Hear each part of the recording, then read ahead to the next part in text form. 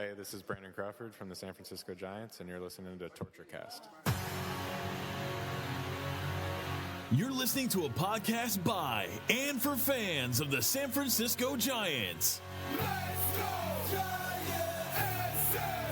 With hosts Willie Dills, Chad King, Ben Lee, and Eric Nathanson. Dedicated to the greatest team in Major League Baseball, the San Francisco Giants. This is Torture Cast. Standing on time, gonna stop. We came to play. Ain't slowing down. We're here to stay. And we're stomping on whatever's in our way. I'm feeling like a Giant tonight. It's Tuesday, July 30th, 2019, and this is episode 174 of the TortureCast, the podcast by and for fans of the San Francisco Giants. I'm your host, Chad King, and joining me today, as always, is Eric Nathanson. How you doing, buddy? I'm doing well. I'm just got my thoughts and feelings have been towards you, your family, and everybody in your community lately. For those that don't know, Chad is from Gilroy. And you all heard about the horrific events this weekend, so I just want to make sure you're doing okay, buddy. Yeah, it's been a very, very odd week. Thankfully, my family was not attending the festival that day. I was out in the backyard doing some work. My family was inside doing laundry and having lunch and that kind of thing. My daughter was invited to go that morning, really late morning into the afternoon, the previous night, but as of Sunday morning, those plans fell through. So she ended up not going, and thank God that happened, because who knows if she would have been there at that time and where she would have been standing. But it was an absolute gut punch to the city of Gilroy. We're a town of about 70,000. We're a mix of rural countryside with a lot of farmland, and we're the southern edge of Silicon Valley, so we have a lot of white-collar workers going up into Google and Apple and HP and all points beyond, including my wife. And one of the reasons we chose Gilroy 17 years ago is because she's always been in Silicon Valley to the north, and I've always been in a career of marine biology, and I'm based in Monterey, which is to the south. And so Gilroy is essentially equidistant from both places. And so that's kind of how we settled on it. But we've grown, roots here over all those years. Our kids have been going to school here for so many years. They're 13 and 9 years old, and we usually shield them from this kind of news that happens internationally or nationally, especially this gun violence, and couldn't shield him from this one.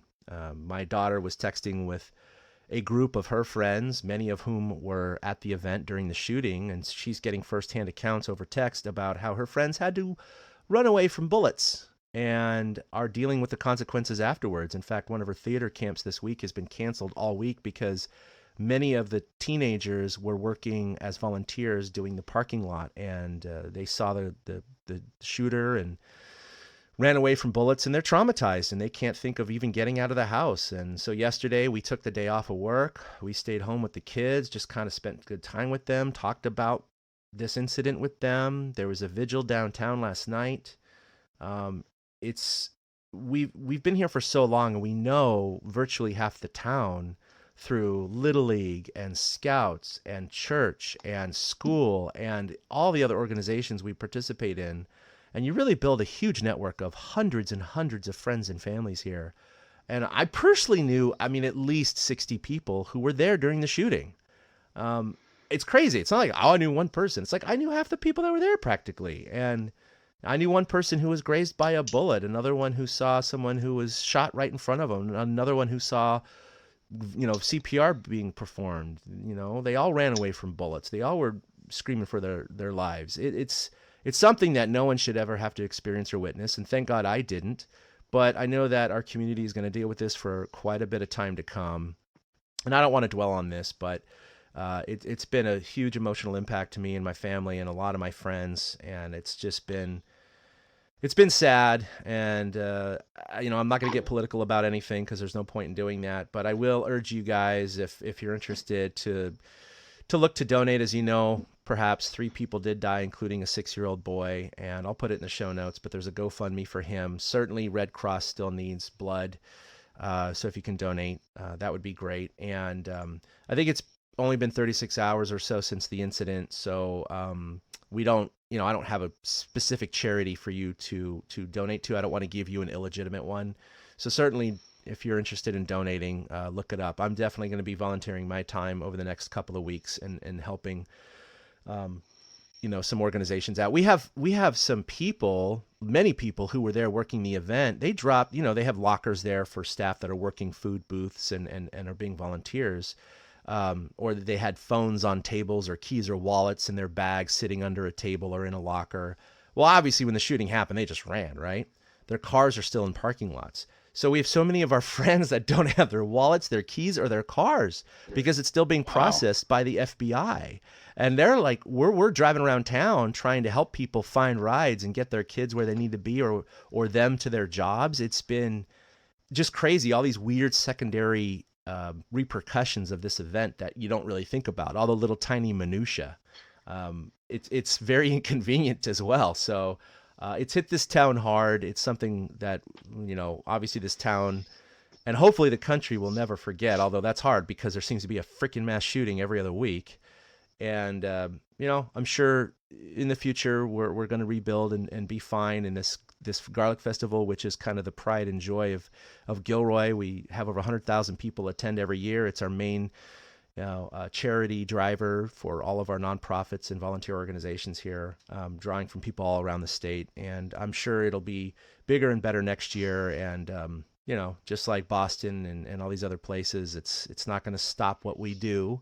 But it's left an indelible mark as one psychotic kid. And it's sad that that's what this town has come to, or not this town, this country has come to. But, just hug your loved ones, stay close. And I hate to say it, but when you're in big venues and open areas, take 5 minutes.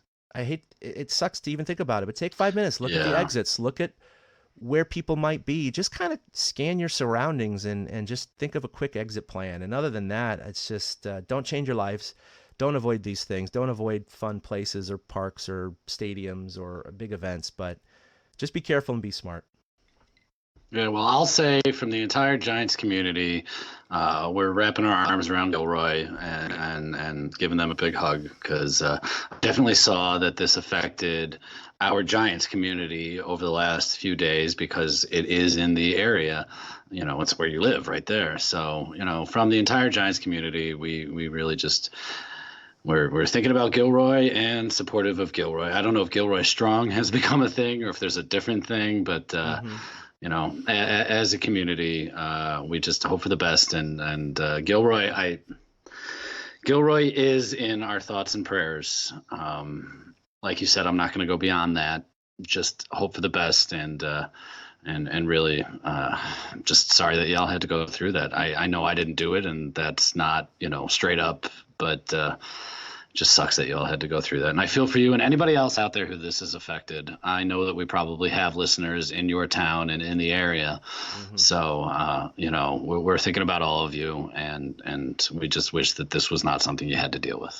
Yeah, well, thanks, Eric. I appreciate it. But, I'm just glad that me and my family weren't there. There was another younger lady. She's in her 20s. She was at my CrossFit workout this morning, and we're all just very somber and trying to get back into the swing of things. And she was there, so we were talking to her about it, and she was pretty open about it. She's not been she's having trouble sleeping, but she's just living her life. She's like, I'm not going to change my life. I'm fine. I wasn't hurt. It was okay.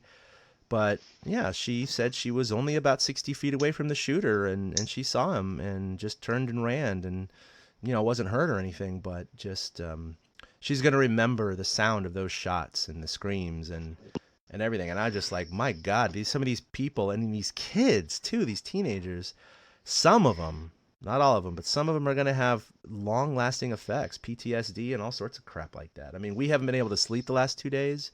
It's been hard in our family, and we weren't there. Yeah. I feel for those who experienced it physically, but anyway, thank you for listening to that little thing as we start the show. But let's talk about happier things. Yes, the things that take us away from reality. Exactly, right? The distraction. So, the Giants had another good week. Obviously, last week was epic at 7-1, or 2 weeks ago. This last week they had another good week at 4-2. They won both series. I believe that's 6 series in a row. They are now 7 in a row. They are now 54 and 52, second alone in the National League West, 14 games back of LA, 2.5 games back of the wild card. They still have 4 teams ahead of them. We'll talk about that a little bit later. 18 and 5 in July. That's 19 out of their last 24. And they're now 26 and 10 in one-run games, including 4-0 this week, and 11 and 2 in extra inning games, including 2-0 this week. I mean, we talked about this last week when they were 4 games and 2 games less than this, and we were thinking, how long is this going to last? And boom, they had another perfect week in both categories. It's just really stunning, especially starting off the week against a team like the Cubs that is in contention. That Monday game, you went to that Monday game, and you can attest there were moments in that game where it could have gone completely off the rails for the Giants, but they put together that rally in the bottom of the 8th, and they got it going. Joe Panic finally came through and did something. It was just an absolutely overall team win to get the week going.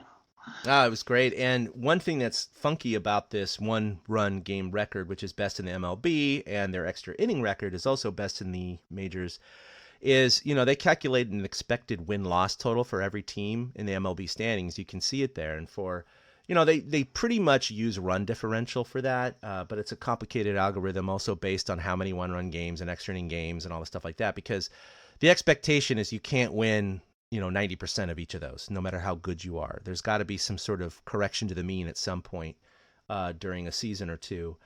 Their expected win-loss record is 5 wins worse than they are right now. So their expectation is 49 and 57.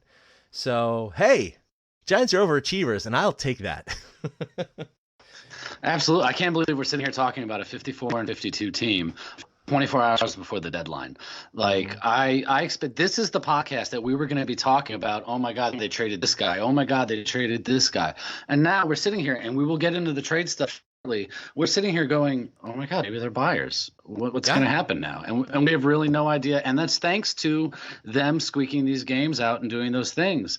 Like you said, we talked about one-run games last week, and I made the point that some of those one-run games are like you're up 7-4 in the 9th, but you give up a 2-run homer to Will Myers, and then it's 7-6. Exactly. And so it's not like they eked out that victory. They scored more than enough runs to give themselves a cushion. So that's kind of a different one-run win than, say, the Monday win against the Cubs, where they did have to string together 3 runs in the bottom of the 8th to just take that 1-run lead. Yeah, no, you're precisely right. It's just astounding to look at if they were averaging 1-run games, right? So they've played 36 of them. So that would be 18 and 18. So that's 8 games worse than they are now. They'd be 10.5 out in the wild card if they were 500 in 1-run games. So they would be selling no matter what if they were average in 1-run games.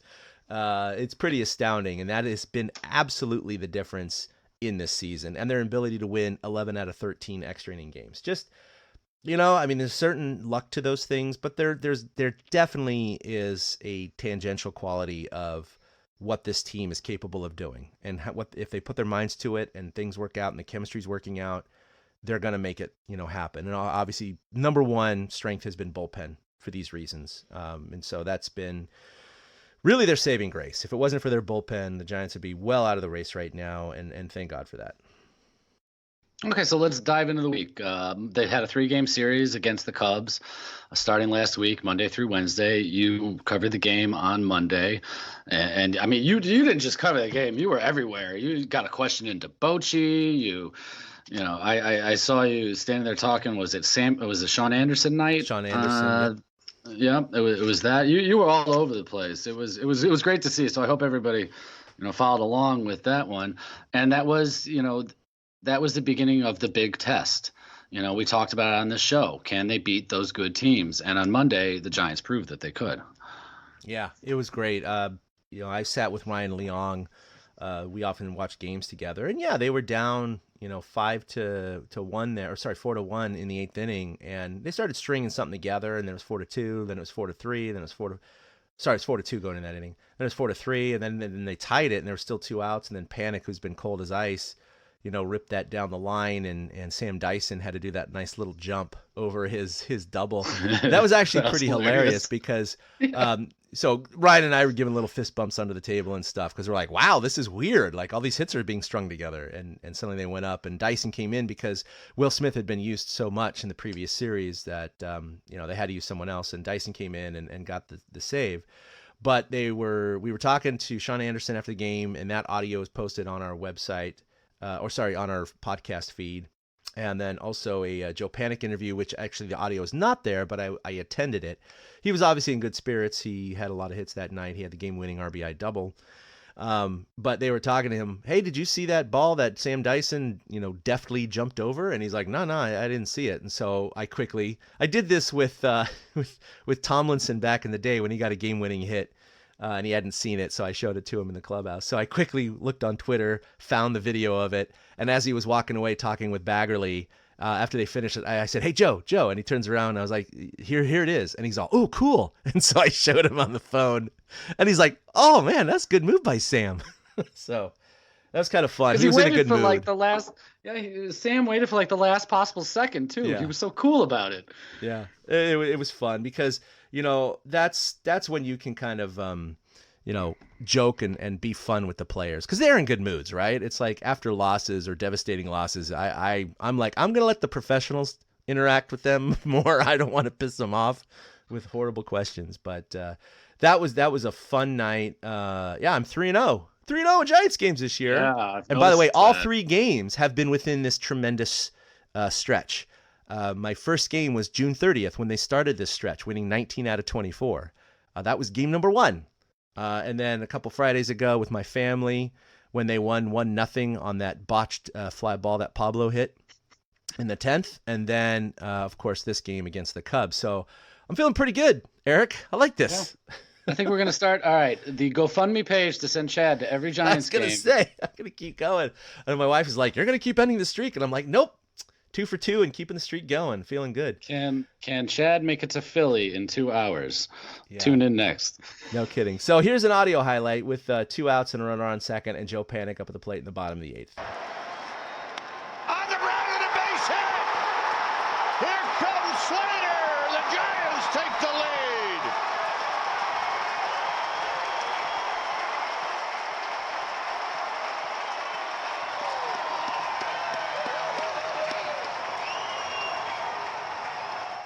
Sorry, there's a lot of dead air there. That was fun to watch Sam jump over that ball again. Love it.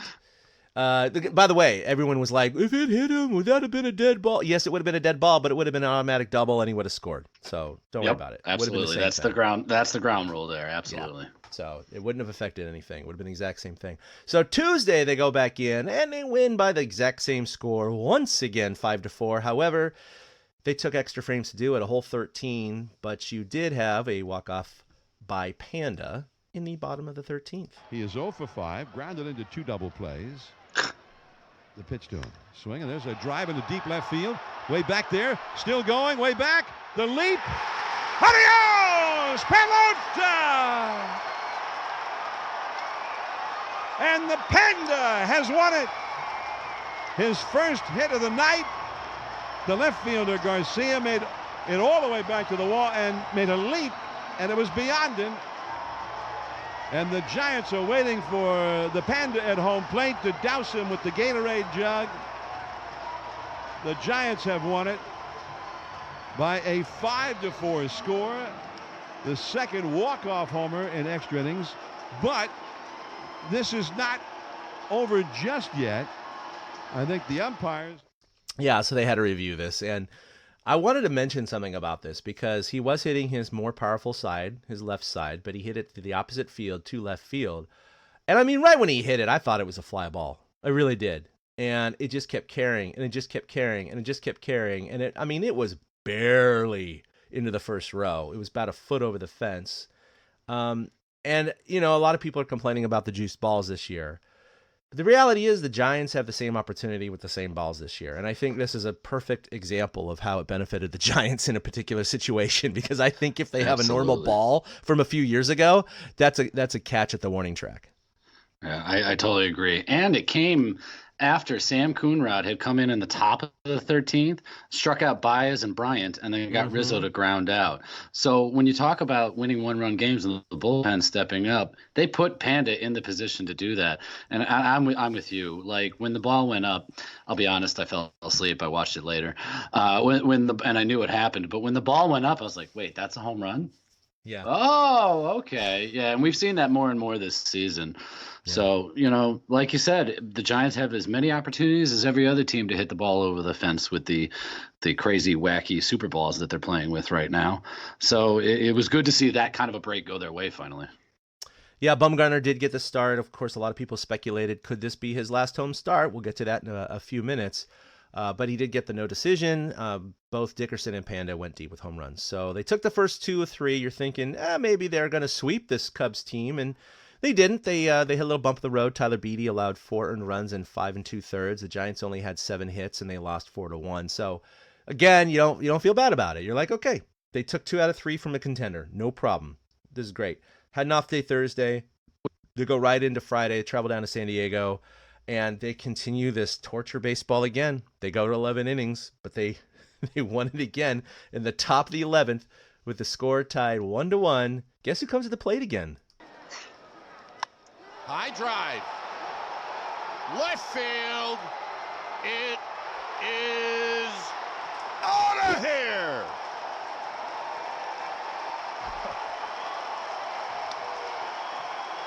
Sandoval hits it out right-handed.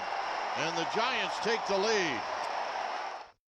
Yeah, that was awesome because not just that it won the game for them, but he hit it right-handed, which is his weak side. You rarely see power from that side. But then that Giants fan dad with the baby caught it one-handed. And, of course, that was a nice story the next day. They invited him down to the dugout, and Sandoval held the baby and gave him a signed bat and all sorts of stuff like that. It was a lot of fun, but Panda is just right in the mix here, and now he's leading the team as a part-time player with 13 home runs. Yeah. It's really fun. That's the second one from the right side this year. And that catch, that whole experience, guy wearing a Mays jersey, holding his sleeping baby, and the wife didn't even react. And from what I've read, the wife is a reporter in San Diego. Yeah. And the seats they were sitting in are another reporter's seats who's a Padres fan. So had it not been obviously the Giants in town, he never would have been in that position. What a thrill. It was so fun to see all that stuff. Those are the moments that we've been talking about that make the season worthwhile. Yeah. Those are the things that we're going to talk about that next year. We're going to be like, you remember when that guy with the baby caught Pablo's homer? And even Pablo was up on it. He's like, the best play of the day was made by the guy catching my homer. It makes it more fun. And it really, watching the Giants fans invade Oracle South, I'll call it now, was just phenomenal. Because the first couple series against the Padres this season, it didn't seem like the fans showed up as much. And now the Giants are in the thick of things again. It was like a party. Oh, it was great. It was great to see that Oracle South action going on. But, the Giants kind of... So they haven't lost 2 in a row since a series against Colorado in late June. I mean, they've just been going like gangbusters. I mean, how many times did they not win 2 in a row for most of the season, right? They were losing 2, 3, 4 in a row all the time, interspersed with wins. They haven't lost 2 in a row in about a month now, more than a month, actually. But they go right back into Saturday, and they had a little stumble again. Sean Anderson on the mound took the loss. And that at that point, it was actually, they lost 5-1, by the way. They had made 11 consecutive games without a win for the starter. But look at their record in that stretch. That's what's so crazy about it. The Giants only had 5 hits. They hadn't had a starter get a win in 11 games, and yet they had 2 or 3 losses during that stretch. I mean, this is weird baseball going on right now. Sensual baseball, whatever you want to call it. Torture. I mean, it's working. We'll take it, I mean, they're living on the edge, and it's working.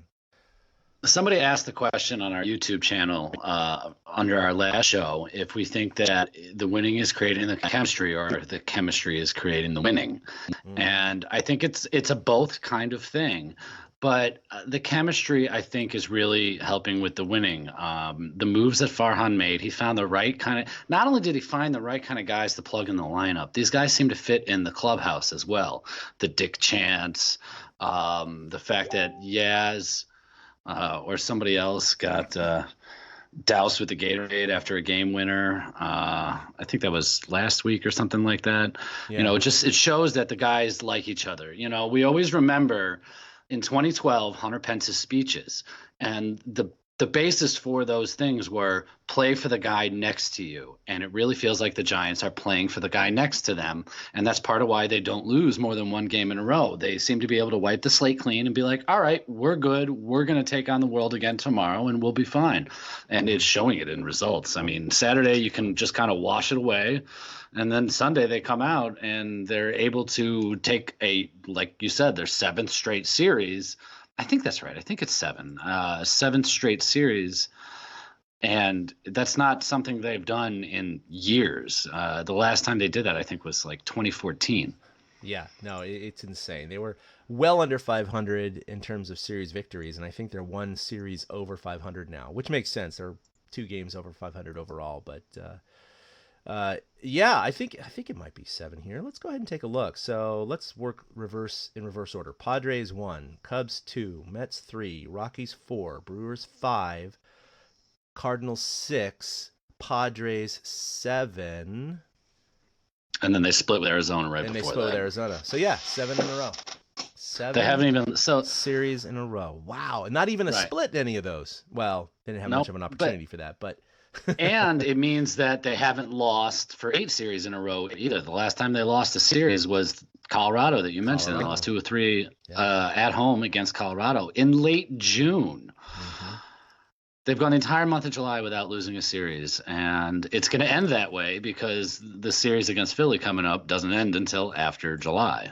Yeah, good point. So the Giants are going to go – they're going to go an entire month without losing a series. This team that I will fully admit, I don't know if this is the time to admit this, but I will totally fully admit that I was in sell mode 4 months ago, 3 months ago, 2 months ago, 1 month ago. I'm totally off that. I am not in sell mode anymore. Now, 2 weeks ago, I was in sell mode. Right. But, you know, it's Bochy's last season. They're showing life. What the heck? Go for it. Why the hell not? You know, I'm tired of these.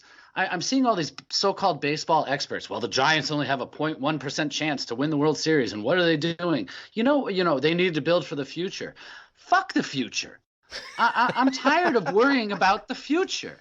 You know, do all your drugs tonight. Fuck the future. Right. Why can't we live in the moment? You know, why can't I go up to the top of a house and scream, I am a golden god? I mean, there's no reason not to let that happen. And, you know, as fans, we're fans. We're not paid media members to cover the game who may cynically look at things at times. We're fans. We want wins. Wins make us happy. Mm-hmm. And seeing that they're winning, we're happy. The Giants community is happy. So I'm tired of all these quote baseball experts, and I'm doing the air quotes. You can't see it, but I know y'all can feel it. These baseball experts are like, well, the Giants should do this and the Giants should do that. No, screw you. The Giants should do what's best for Giants management, Giants fans, and the Giants team. Does the ownership love the fact that the ballpark's filling up a little more? Hell yes. You know, does Bochy love the fact that he has a shot at a playoff berth in his final season as a manager? Hell yeah. If they get to the wild card game and they lose, is it a disappointing season? No. It's not. It's not a disappointing season. You know, in the past, I've always been World Series or bust, World Series or bust. But on its own, this season is different. Yeah. Right. It's different this season. And so if they sneak into the playoffs and they lose a wild card game, which I'm not even sure they would lose because it would probably be on the road and they're gangbusters on the road. So, you know, I'm tired of these pundits. I'm tired of these baseball, you know, experts saying that the Giants just need to do this, and this. Farhan has proven he can change the team on the fly. Our starting outfielders were Michael Reed. I remembered his name. Michael Reed and Connor Joe. Now we have Dick and Yaz out there. It's a completely different team. So if he's able to make those moves in the short term, just imagine what he's going to keep doing in the long term. So, you know, I'm not worried about the future because I think Farhan's got it covered. So let's enjoy the freaking moment. The acceleration of this team and the chemistry has been incredible. And, you know, after they lose 5-1, I think all Giants fans always think, okay, this is where the losing starts. But Sunday, they got right off the dirt and won 7-6. Like you mentioned, there was a late 2-run home run in the 9th inning, but Madison Bumgarner got the win. He did allow 4 earned runs over 7, but you know what? For how many games he's been caned this year, if he finally got a win for, allowing a decent amount of runs over 7, it really was one swing of the bat, and that was preceded with 2 just crappy base hits. So it's not like he was hit hard. But he did leave that cutter or that slider well over the plate for Renfroe. I mean, I was going to say the Renfroe one was the only one that he really made a mistake on. And unfortunately, it was 2 crappy base hits, in front of him. So, but that's baseball. That's what happens, and that's part of the game. But he did get the win. Smith did give up that 2-run home run in the 9th, but he still got the save. Yaz went 4 for 5 with 2 RBI and 2 double. And I have an audio highlight of Buster Posey tacking on a crucial run in the top of the 9th. Down the left field line, and that's a fair ball. In this case, it was get him in. Back-to-back doubles. Buster Posey doing a Rich Aurelia right there. Rich Aurelia always made him a better hitter when you knocked him down. And you can say the same thing for Posey, who got spun in the 0-2 pitch, comes back and he rakes his curveball from early. Yeah, so Posey had been brushed back by a curveball, and he just got right back in there and then just crushed this curveball down the line. It's a fastball that he got brushed back with.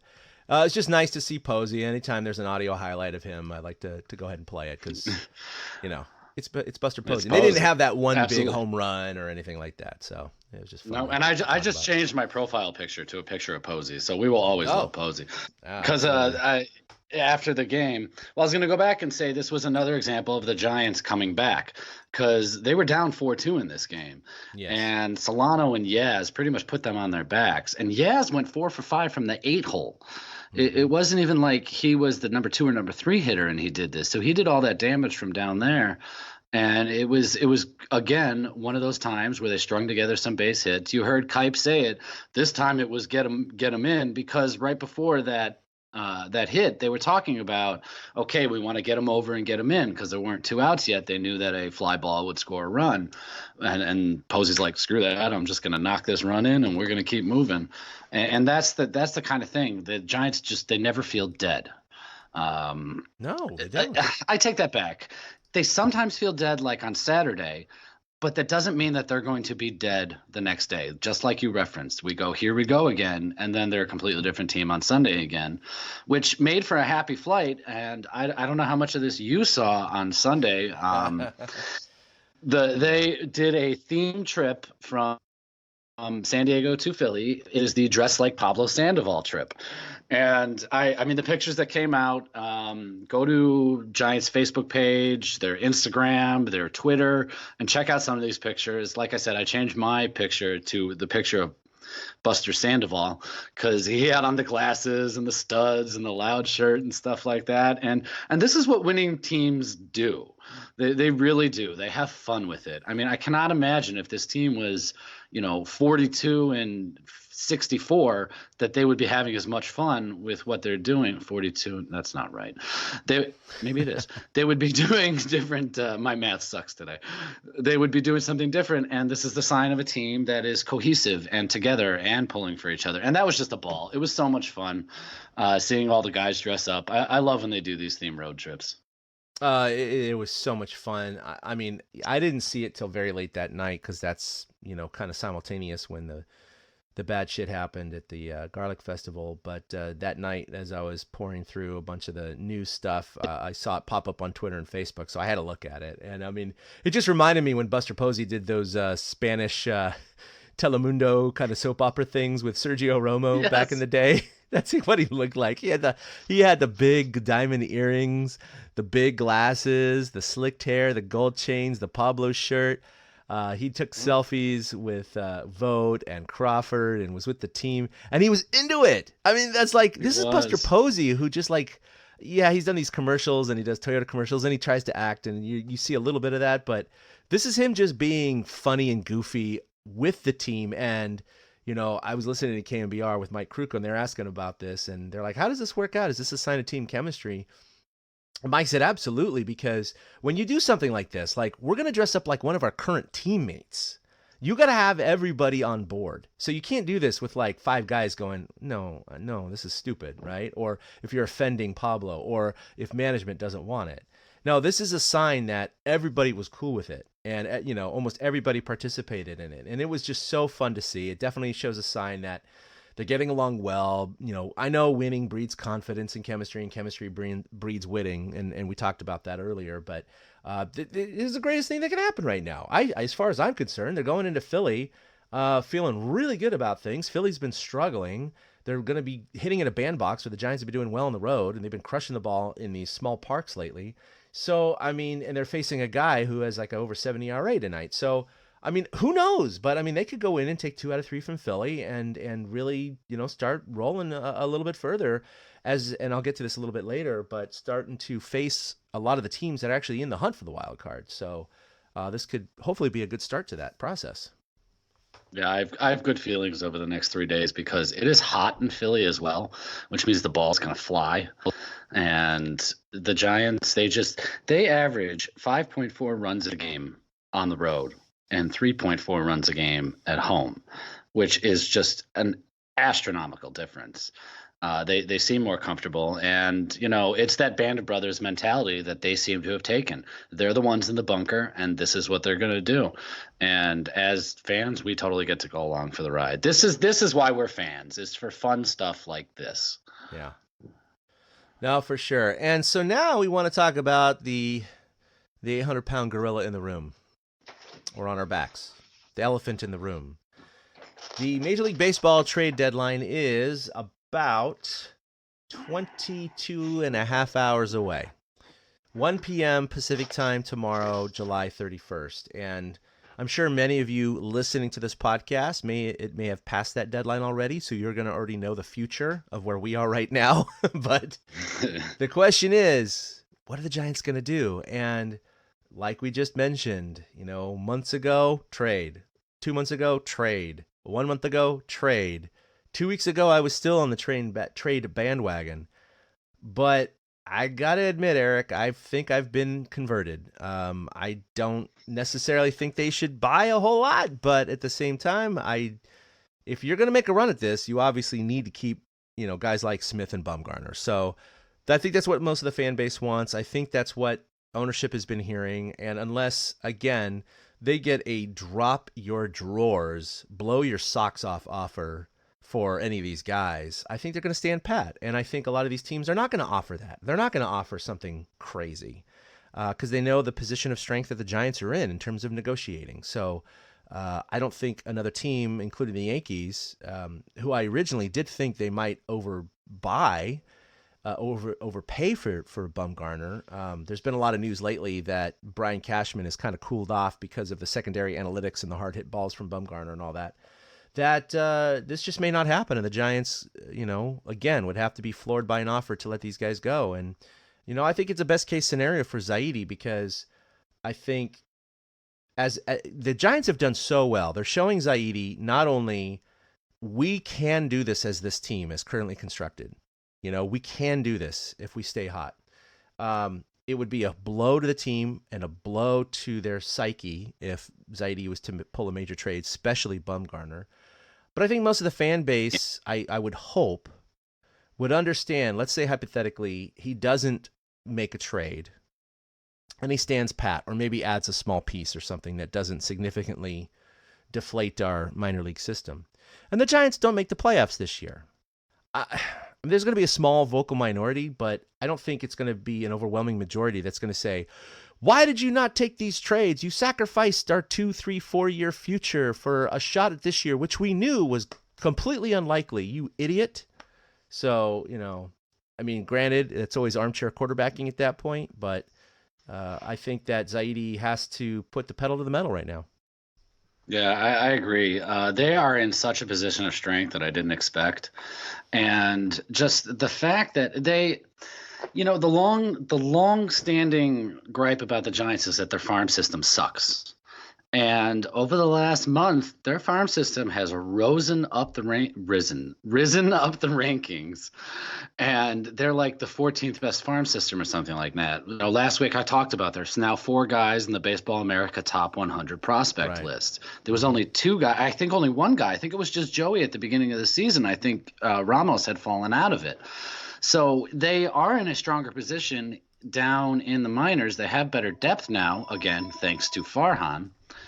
And you have to look at I want them to keep Smith. Bumgarner, I think they have to keep. I really do think they have to keep Bumgarner. I think that the clubhouse is going to revolt if they trade Bumgarner. Yeah, I think so too. The leaders of this team are still Bumgarner, Posey, and then to a little lesser extent, Sandoval.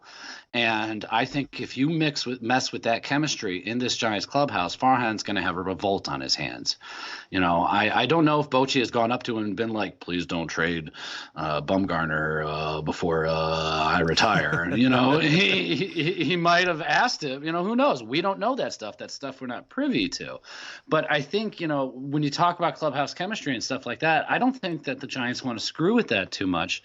I would be willing – if they needed to gain some depth. The thing is what is the hole for the Giants? Okay, the trade deadline is here, and there are possible buyers. What is the holes that they need to fill? Yeah. Starting pitching may be one of the holes, and probably some infield depth when you've got somebody like Joe Panik. Sure. Yep, you got him struggling. So the surplus that the Giants have is in the bullpen, and that doesn't mean you got to get rid of Will Smith. But there are guys like Reyes Maranta, Sam Dyson, even Drew Pomeranz is drawing interest from the Nats right now. Mm-hmm. There are other guys that can be flipped for future without hurting the present team because their bullpen is so deep. You see guys like Trevor Gott go out there and still keep doing it every day. You got guys like Sam Coonrod coming up from the minors and striking out Javi Baez and Chris Bryant. So it's not like their cupboard will be bare. The Giants have something that most other teams covet, which is a solid bullpen.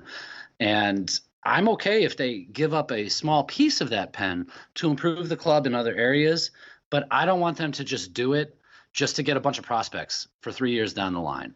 Yeah. Because they're not looking at 3 years down the line. This has absolutely gone from strip it down, rebuild to, oh my God, there's a chance.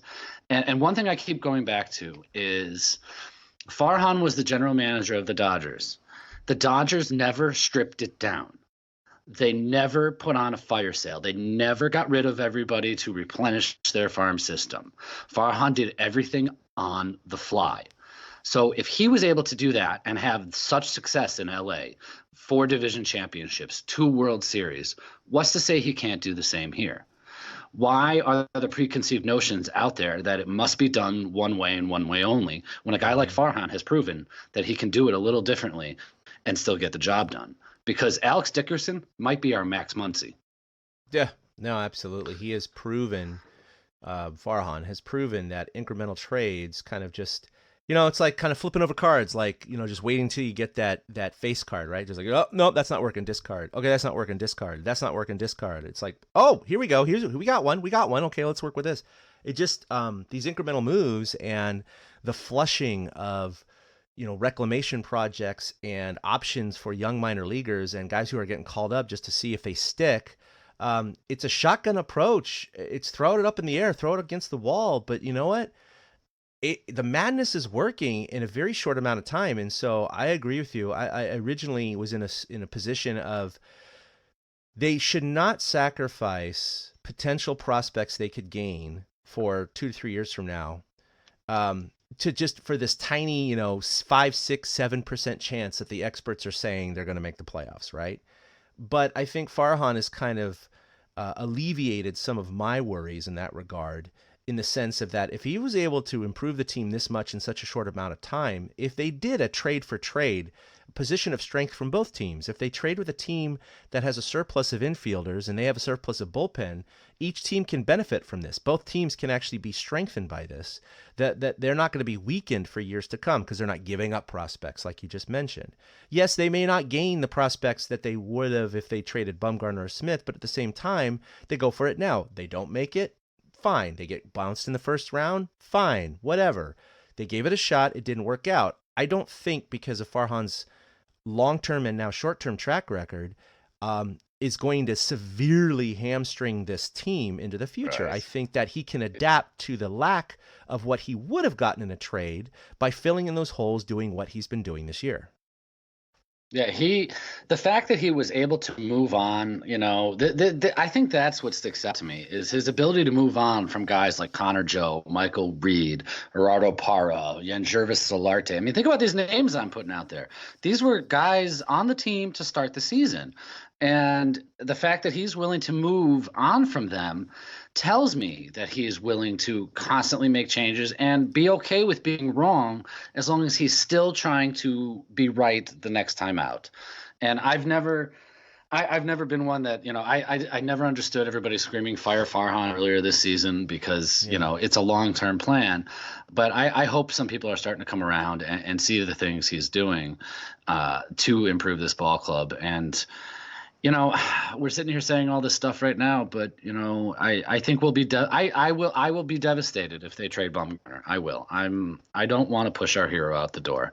I was okay with it, like you said, 2 weeks ago, because I felt that the Giants needed the long-term plan.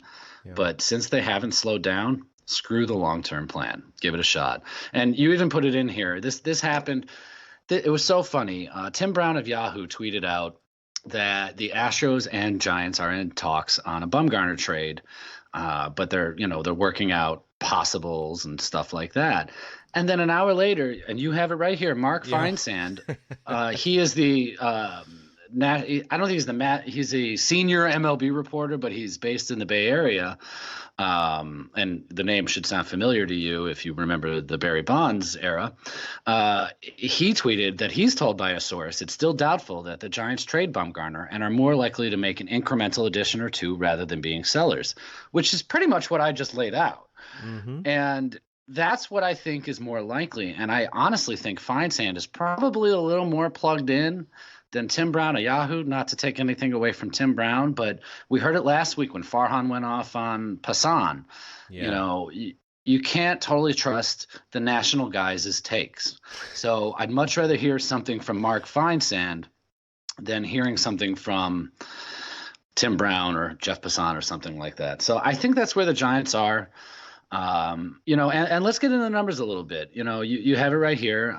You said 538 has raised the Giants' chance of making the playoffs to what, 9%? Yeah, but it was 6% last week, right? So it keeps going up. It does. Over on Baseball Reference, their change in percentage in the last 30 days is they have gained 11.6% probability to make the playoffs in the last 30 days. Which means they now have an 11.6% shot. Oh, so they have an 11.6. Okay, so Baseball Reference 11.6, 538 9, and Fangraphs have them at 8%. So basically, you have an 8 to almost 12% chance between those three sites. But I mean, again, most people are going to look at that and go, "Why are you not going to sell these guys, trade these guys for a freaking 1 in 10 shot? Like that's stupid. That's stupid. 10 times you're going to fail 9 of those times. Take the prospects when you can." But that's all hypothetical, right? And you know what your chances are now, and the players don't care about percentages. They don't, I have a 9% chance. No, F that.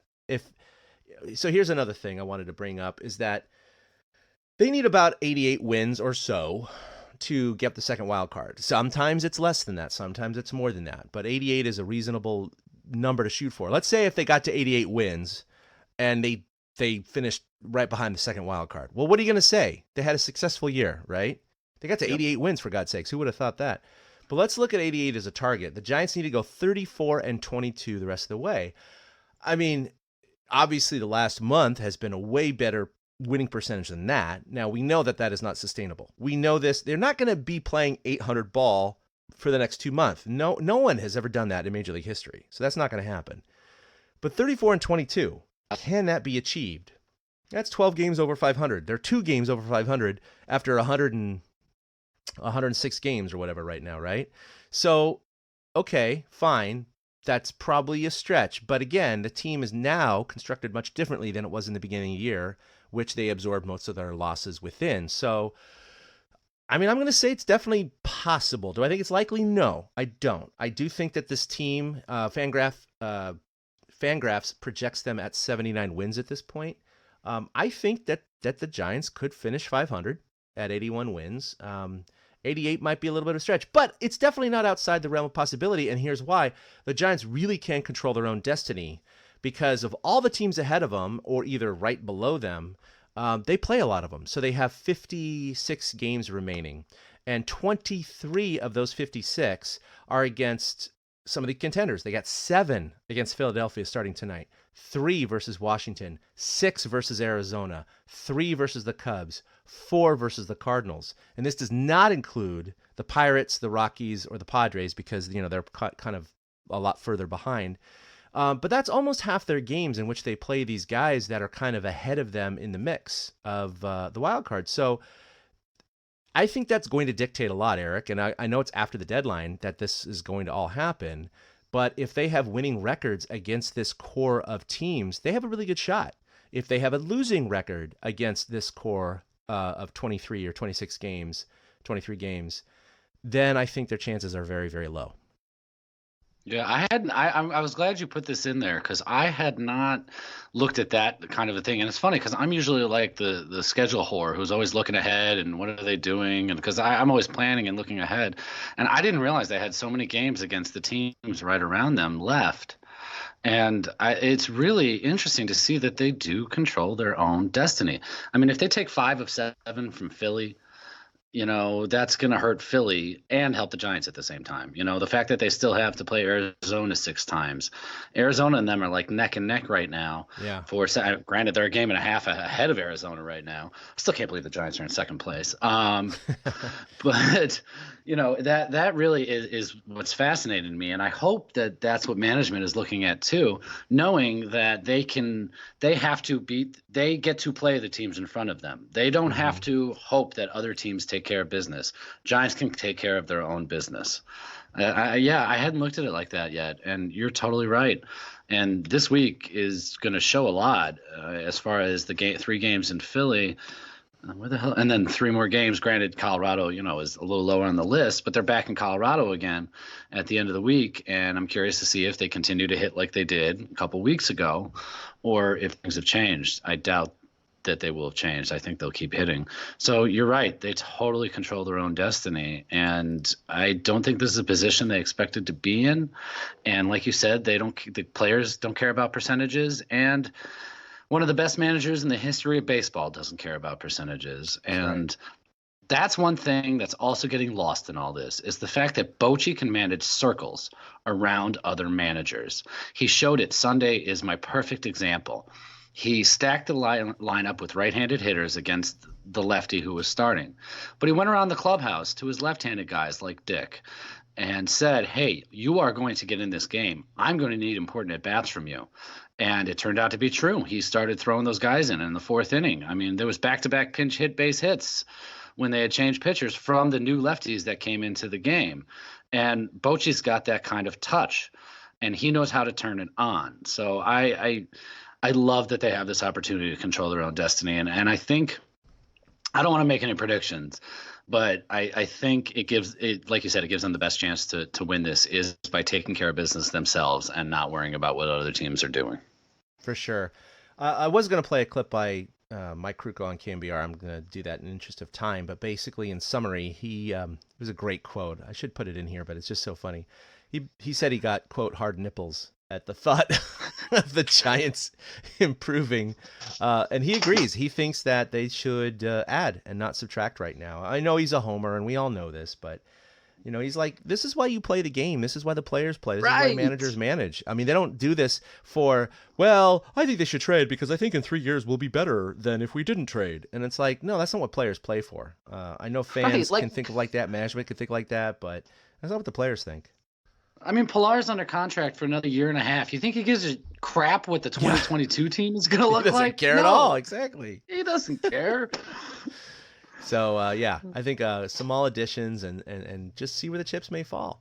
All right, so let's talk about who's hot and who's not. The who's hot list is still big again this week. We got Solano. No one's hitting like crazy 700 because it was a short week. We're talking about 6 games. But Solano, 5 for 13. Yaz was 6 for 16, including that 4 for 5 game. Dickerson, 5 for 14 with a home run. Pablo, only 5 for 17, around 300, but he had those 2 game-winning home runs. and he now leads the team in home runs with 13. So I think that's pretty worthy.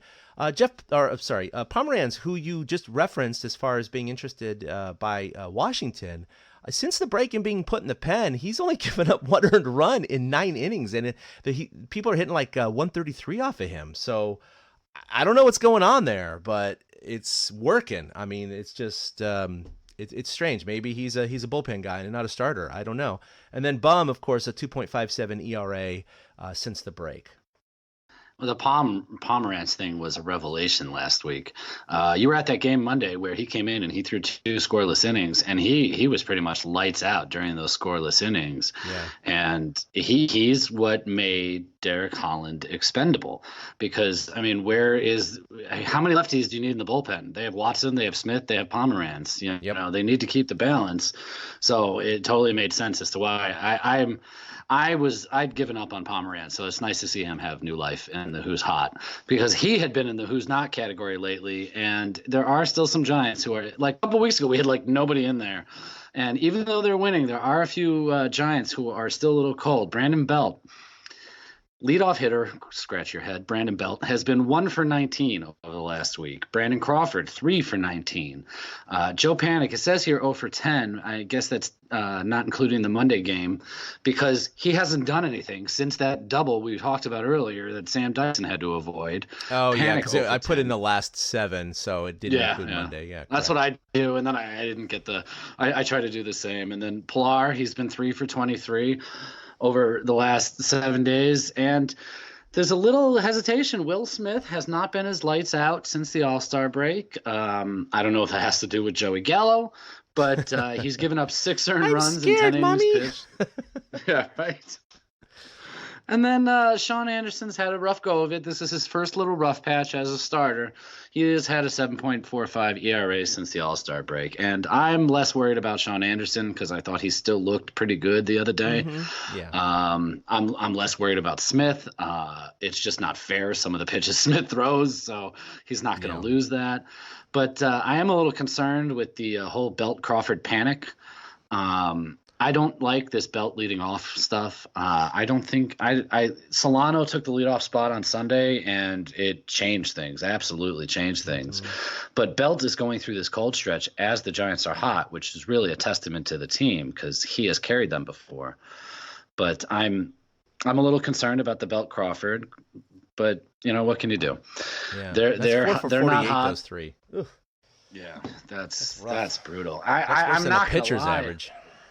Yeah, the other day there was a stretch where they kept getting guys on, and then Crawford would come up. I think it was the Saturday game. No, the Friday game where they managed to squeak it out. In the Friday game, it was a lefty starter, so only Crawford and Belt were lefties in the lineup, and they were like automatic outs all night long. The Giants would get a couple base runners on, then Crawford would come up and wave at a bunch of pitches, that are cutting out of the zone. And Belt would come up and he'd take those borderline pitches like he does. And like, I really had that sense and that feeling watching that specific game. I'm like, oh man, they're holes in the lineup. The Giants would get guys on and I'd be like, oh great, now Belt's coming up. This is over. And I hate feeling that way, but that's where we are with these guys right now. Yeah, no kidding. Well, go ahead and take care of transactions. Yeah, I mentioned Derek Holland earlier. He was designated for assignment a week ago, and the Giants actually found a trade partner, which probably shocked you. It shocked me. Derek Holland was traded to the Chicago Cubs for cash considerations after the Cubs series, which I also found interesting that they waited to do it afterwards. And Ty Blach and Nick Vincent have also been designated for assignment. Logan Webb came back from suspension in the minor leagues. I didn't write this down, but they wanted to put him back on the 40-man roster, so they had to find some room. And, coming into trading season and all this stuff right now, the Giants wanted to be a little more flexible, and that's why Ty Blach, who we've seen go up and down, is no longer on the 40-man. And Nick Vincent, he's been hurt for 60 days. The moment he came off the 60-day, they designated him for assignment. I felt so bad for him. I know, because he was in a rehab assignment, and then they just went, see ya. Yep.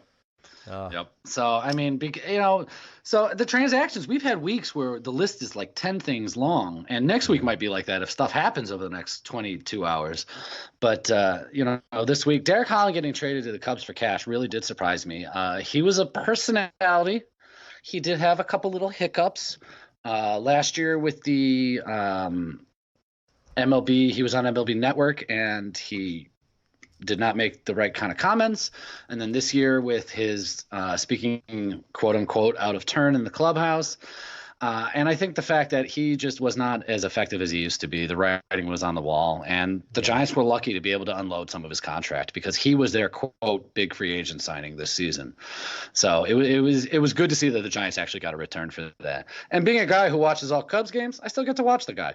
Yeah, that's right. He's been in 2 games with the Cubs, and he's got an inning and a third, and no runs, no hits, no walks, and a strikeout. So yeah, he hasn't been. Yeah, the Cubs fans don't really seem to care for him, but yeah, you know what? I was gonna say.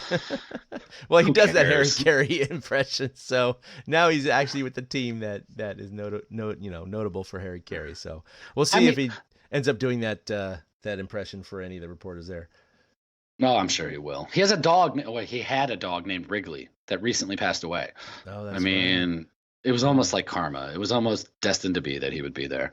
Yep. So those were the transactions. There's still some injuries that we have to talk about. I see here, I just read something, too, from Hank Schulman, who talked to Longo. The earliest he can come back is probably mid-August, maybe later. He did some training exercises today, but he still can't put cleats on. Yeah. And that's a problem if you can't put cleats on. So I can play, I just can't put the shoes on.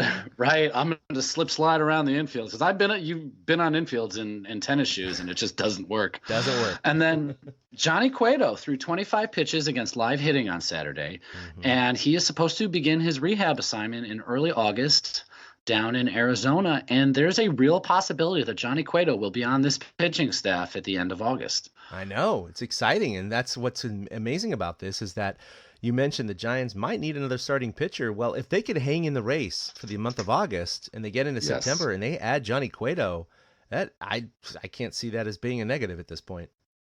A fresh Johnny Cueto. It's like making a trade in late August when all the other teams aren't allowed to do that anymore because they changed the rules. It's a nice little ace up the sleeve, no pun intended, for the Giants. That's great. All right, so you had a little information on the minor league report as well, huh? Yeah, yesterday, left-handed pitcher Seth Corey, who is turning into be one of the Giants' hot prospects, he just had a dominating afternoon against Lexington. He threw 5 2/3 innings, and the reason he was pulled is because he hit his pitch count. They're not going to let these guys go 9 innings. He threw 5 2/3 innings. He struck out 10 and didn't allow a single hit and only walked 1. And, he's somebody who had command problems but has been able to harness those. And granted, the league he's pitching in is a pitcher's league, but those are some stunning numbers. And Seth Corey, I've been hearing his name and seeing his name a lot lately, along with Luciano's name, who's been popping up a lot lately. So it was good to see. Like my whole timeline yesterday afternoon was full of Seth Corey stuff. Yeah. And so, not that he's a name that we may see later this year. Logan Webb is a name that we may see later this year that I mentioned. The guy who came back. 40 men, yeah. Yep. They didn't do that without thoughts of the future. He was suspended for PED. I don't remember if he took responsibility for it, but no, whatever.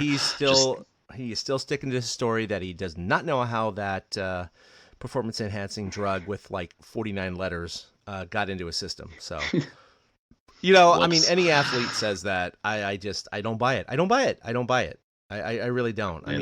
I think there's 1 in 100 where, some brother or cousin or friend or whomever, like Bonds' case, right, who said, hey, take this. This is creatine or something. This is vitamin C. This is whatever. This will help you. And the guy takes it and it has something else. But these guys have to be so diligent about what they put in their bodies that, it's like, no, you need to take full responsibility for what you put in your body. You can't accidentally put a performance enhancing drug in your body. You can't. I don't believe it. But it's almost impossible. But so back to, on Seth Corey, he had a great, I had his page open before, but I restarted my computer.